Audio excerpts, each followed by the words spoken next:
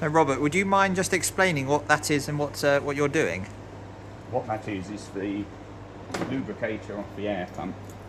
So what we have just done, Josh and I, is brazed in the little pipe that's in the bottom there, so you can seal the brazing rod just around the bottom there.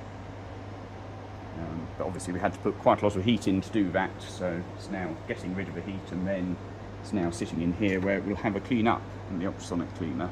And that goes on to our steam engine Madbess on Yep. the air pump. That's right. Thank you very much.